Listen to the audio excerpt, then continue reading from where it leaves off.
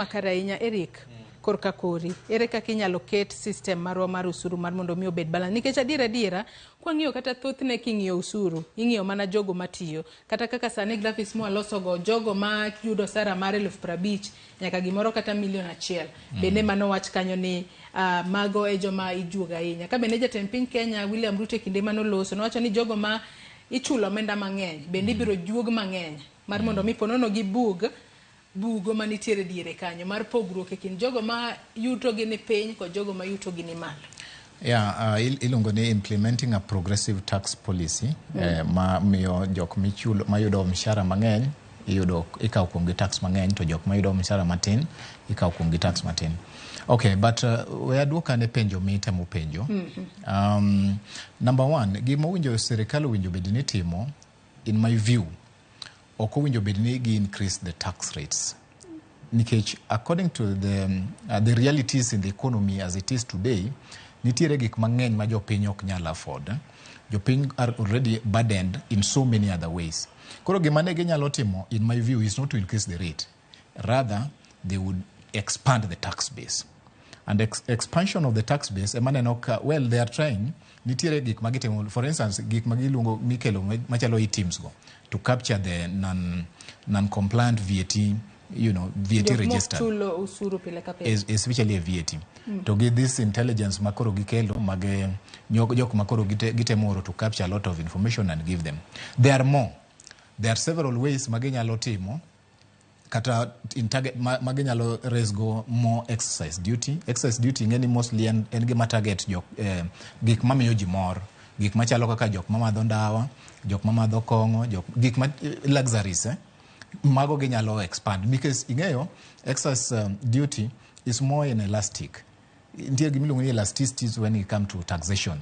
Tiende ni kati medi to ok lichnegi ginyalo pod gibiro tiyo kode. Yeah, mago to are not an issue. Nikech kata kiwacho nitiere math moko nitiere nyaka ndawa ma kinde ka kinde osemed usuru mar to pok winjo ng'ata kong'ur. Jandawa pod biro madho ndawa. The same thing kata gi jokong'o. Mago and again mago are not necessities, mago are luxuries. So if you target those ones, there will be no problem. Problem these people are targeting the necessities. Majo piny tiyogo daily. Titiyo kodgi nyaka jok ma are tiyo kodgi to survive. That's where the problem is. Omiyo na wacho ni to do it this way is not very much wise in my view. Rather, negi nyalo timo gi yore moko mag targeting other means machalo kaka look at excise duty, look at jok mar not complying. Like there are other issues. If they were to involve me, I would tell them. Anyalo mna mi mawie matento. Jimang'eny mantiere property, real estate, property taxes. Property tax is one thing which is not well developed in Kenya. And in my view, kaka setimo nonro research na, I don't know compliance is about 40 to 60%. Mano is one thing Marijo machulo usuru, mwandu magintere godo kata udi. The amount collected is between 40 to 60. Yeah. Koro they can still work on that. Mano will not even affect people directly. But now there are a lot of other challenges. Manakaka ne nyawadwa temo wachicha. There are a lot of challenges within the tax systems. To challenges go affect Kenya kende. They affect all developing economies.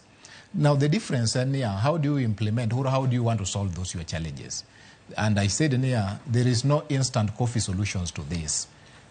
We cannot have ambitious programs to be implemented within a short period of time simply because we want to achieve certain political or economic goals. No, we can spread them. We can progressively. Kinyalo mana lero gi gidholuo. Ibro lal ne jomoko. Okay. Wawacho ni programs wanyalo bedogo manyalo gero pinye. To kata koponi wadwa ni mondo programs go watigi go osuru, to osuru no ok wanyal choke dichiel. Wanyalo spread. Inyalo chore kuom thuolo malach. Wanyalo chore mondo higani watimma, higani watimma. Adwa comment on the first point mani wacho. Ni introduce gimiluongo ni medium term tax strategy ma 2024 to 2027. Inano kakoro gitemo they are targeting, for instance, VAT. To VAT they are targeting in two ways. Target any increase the rate, mano number one. Number two, target any expand.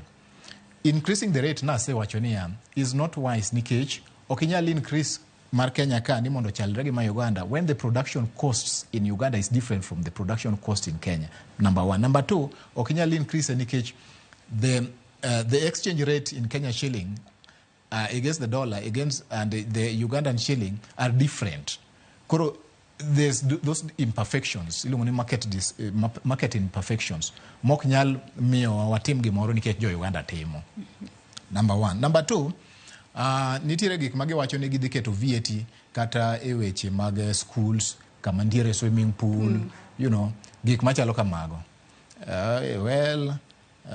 Again, number one, there will be public participation from the stakeholders, mantimo gigo, but okane kamano en gima wise nikech VAT is supposed to be a consumption tax, Koro okwinjo obed ni wa target investments as such.